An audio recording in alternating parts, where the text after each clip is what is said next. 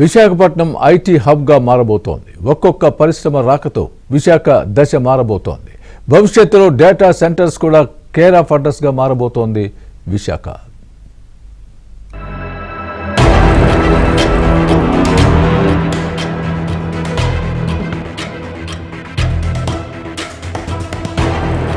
ఉమ్మడి రాష్ట్రంలోనూ విశాఖ ఐటీకి వేదికగా ఉంది. కూటమి ప్రభుత్వం వచ్చిన తర్వాత గతంలో ఎన్నడూ లేని విధంగా పరిశ్రమలు విశాఖకు క్యూ కడుతున్నాయి. ఇప్పుడు అమెరికా తర్వాత విశాఖలో అతిపెద్ద పెట్టుబడి పెట్టేందుకు గూగుల్తో ఏపీ ప్రభుత్వం చారిత్రక ఒప్పందం చేసుకుంది. విశాఖలో గూగుల్ డేటా సెంటర్ రాబోతోంది. ఈ డేటా సెంటర్ ద్వారా ప్రపంచ స్థాయి ఏఐ నిపుణులు తయారయ్యేందుకు అవకాశం ఉంది. వచ్చే 5 ఏళ్లలో $15 బిలియన్ మేర పెట్టుబడులు పెట్టేందుకు అవకాశం ఉంది. భారతదేశానికే కాదు, విశాఖ నుంచి వివిధ దేశాలకు కనెక్టివిటీ ఇచ్చేలా విశాఖ గూగుల్ డేటా సెంటర్ వేదిక కానుందని Google cloud CEO Thomas Kurian అన్నారు.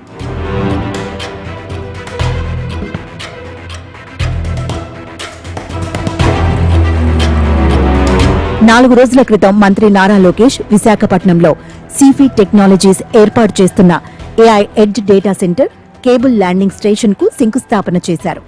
550 మెగావాట్ల సామర్థ్యంతో సుమారు 15,000 కోట్లతో కొత్త డేటా సెంటర్ ఏర్పాటుకు ముందుకు సిఫీ వచ్చింది. రుషికొండ ఐటీ పార్కుకు హిల్ నెంబర్ 3 పై 3.6 ఎకరాలు, అలాగే పరదేశీపాలెం సర్వే నెంబర్ 134లో మరో 25 ఎకరాలు కేటాయించింది. 2027 అక్టోబర్ 12వ తేదీ నాటికి డేటా సెంటర్ ఆపరేషన్లోకి తీసుకురావాలనే నిబంధనతో వారికి భూములు కేటాయించారు. నవంబర్లో టీసీఎస్, డిసెంబర్ కాగ్నిజెంట్కు శంకుస్థాపన చేస్తామని స్వయంగా లోకేష్ ప్రకటించారు. ఎకనామిక్ రీజన్ ని బలోపేతం చేయాలి. ఆంధ్ర రాష్ట్రం $2.4 ట్రిలియన్ ఎకానమీ అవ్వాలంటే దాంట్లో విశాఖపట్నం అంటే గ్రేటర్ విశాఖపట్నం ఎకనామిక్ రీజన్ కనీసం $1 ట్రిలియన్ ఎకానమీ అవ్వాలనే లక్ష్యంతో ప్రజాప్రభుత్వం పనిచేస్తుంది.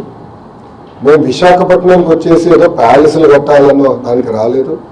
ప్రజలకి ఉద్యోగాలు, ఉపాధి కల్పించే పెట్టుబడులు తీసుకురావాలి, అవి గ్రౌండ్ చేయాలి, అవి ఎగ్జిక్యూట్ చేయాలి, అవి బిల్డ్ చేయాలి. తద్వారా మన పిల్లలకి ఉద్యోగాలు వస్తున్న లక్ష్యంతో మేము పనిచేస్తున్నాం. టీసీఎస్ ఇప్పటికీ వాళ్ళ ఇంటీరియర్స్ అని కూడా ఫిట్ అవుట్ అయిపోయింది. నవంబర్ మాసంలో ఓపెనింగ్ పెట్టుకుంటున్నాం. ల్యాండ్ కూడా ఆల్రెడీ కేటాయించాం, దానికి శంకుస్థాపన వేస్తాం. నవంబర్లో కాగ్నిసెంట్ సీఈఓ గారు కూడా వస్తున్నారు, వాళ్ళ కొత్త ప్రాజెక్ట్కి శంకుస్థాపన వేస్తున్నాం. డిసెంబర్లో వాళ్ళ సెంటర్ కూడా, డెవలప్మెంట్ సెంటర్ కూడా ఇక్కడ ప్రారంభించాం. విశాఖ రుషికొండలో ఐటీ పరిశ్రమకు నాంది పలికింది కూడా టీడీపీయే. తర్వాత క్రమంలో వచ్చిన ప్రభుత్వాలు పెద్దగా దృష్టి పెట్టలేదు. పైగా ఆ దిశగా ప్రభుత్వాల చర్యలు లేవు. మళ్లీ కూటమి ప్రభుత్వం రావడం పరిశ్రమలను ప్రోత్సహించే దిశగా అడుగులు వేయటంతో ప్రపంచ దిగ్గజ కంపెనీలు ఒక్కొక్కటిగా విశాఖకు వస్తున్నాయి. గతంలోని అదానీ డేటా సెంటర్కు కూడా భూములు కేటాయించారు.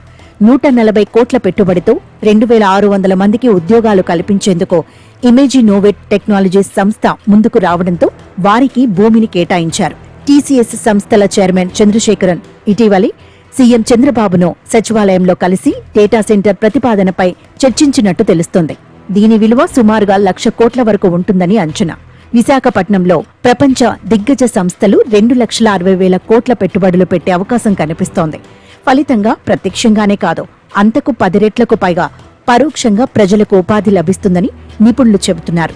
దీంతో విశాఖ అనతి కాలంలోనే అంతర్జాతీయ నగరంగా మారడం ఖాయం. So companies getting incentive, IT employees getting incentive, and developer ఎవరన్నా కొత్త ఐటీ పార్క్ కడదామన్నా, ఐటీ బిల్డింగ్ కడదామన్నా వాళ్ళు చివరి పొడుకు $2,000 సబ్సిడీ ఇస్తూ ఉంటున్నారండి. IT will flourish when eco system develop అవుతాయి. So beautiful eco system develop అవుతున్నాయి. ఇన్వెస్ట్మెంట్స్ హబ్గా ఆంధ్రప్రదేశ్ మీరు ఇప్పుడు అందరూ కూడా ప్రకటనలు అనుకుంటున్నారు. కానీ మోస్ట్ ఆఫ్ ద ఇప్పుడు ఈ 8 లక్షల కోట్లు కూడా ల్యాండ్ కూడా గవర్నమెంట్ హ్యాండ్ ఓవర్ చేశారు, క్యాబినెట్ క్లియరెన్స్ కూడా ఇచ్చారు, వాళ్ళ ల్యాండ్ కాస్ట్ కూడా పే చేస్తారండి. సో ఇది గవర్నమెంట్ పబ్లిక్ తెలియ. అలాగే లోకేష్ గారు వాట్సాప్ గవర్నెన్స్ అని సర్వీసెస్ ఆల్మోస్ట్ 250 సర్వీసెస్ తీసుకొచ్చారండి. వాట్సాప్లోనే వచ్చేలా సర్టిఫికేట్స్ కానీ అవి 370కి maximum. So government also is putting lot of emphasis and information technology అండి. సో ఐటీ కంపెనీలు వైజాగ్ వస్తే గవర్నమెంట్తో పనిచేసే అవకాశాలు వస్తాయి. విశాఖపట్నంలో ఇప్పుడు వస్తున్న ఐటీ పరిశ్రమలతో పాటు ఐటీ అనుబంధ సంస్థలు, ఎలక్ట్రానిక్స్ పైన కూడా దృష్టి పెట్టాయి.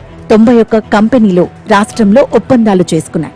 అలాగే అమరావతిలో క్వాంటమ్ వ్యాలీ తీసుకువస్తున్నారు. ఎకో సిస్టమ్ ను కూడా డెవలప్ చేస్తుండటంతో విశాఖ గ్రోత్ ఇంజిన్ గా డెవలప్ కావడానికి అవకాశాలున్నాయి.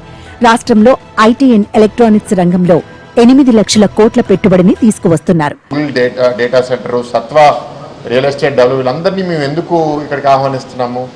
ఈ 5 ఏళ్ళలో ఐడియానే కాదు, క్యాబినెట్ క్లియరెన్స్ అయిపోవాలి, ల్యాండ్ అలొకేషన్ అయిపోవాలి, వాళ్ళు పెట్టుబడి పెట్టి బిల్డింగ్ కట్టేయాలి, ఇక్కడ ఉద్యోగులు కూడా వచ్చేసి స్థిరపడిపోతే ప్రాంత అభివృద్ధి కోసం ఏదన్నా జరగాలి అంటే దాన్ని ప్రోత్సహిస్తాం. ఇన్ఫోసిస్ని ఎంత ప్రోత్సహించామంటే, వాళ్ళు ప్రభుత్వం మారినప్పుడు 800 మంది ఎంప్లాయీస్ ఉంటే మీరు అదే బిల్డింగ్లో 3 షిఫ్ట్లు బాగా ఆపరేట్ చేసి పెంచండి, ఇప్పుడు వాళ్ళు ఇంచుమించు 1700 మందికి వచ్చారు.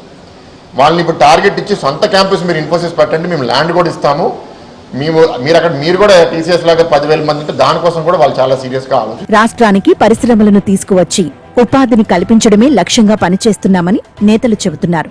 అంతేకాకుండా వచ్చే పరిశ్రమలకు వేగవంతంగా క్లియరెన్స్లు, రాయితీలను ఇవ్వటం ద్వారా మరిన్ని కంపెనీలను ఆకర్షించే దిశగా పనిచేస్తామంటున్నారు.